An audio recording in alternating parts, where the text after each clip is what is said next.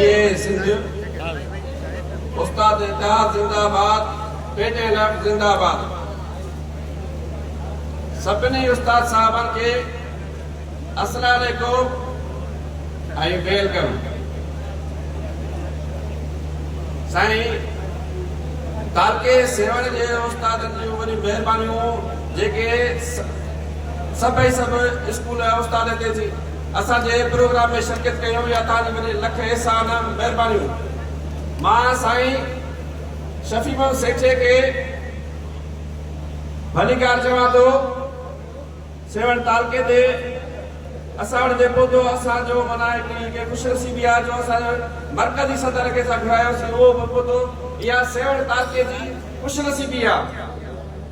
आई मां साईं सिकंदर जतोई साहब के भी शुक्रिया अदा तो कया जेको पंहिंजो टेम कढी हिते असां प्रोग्राम में आया।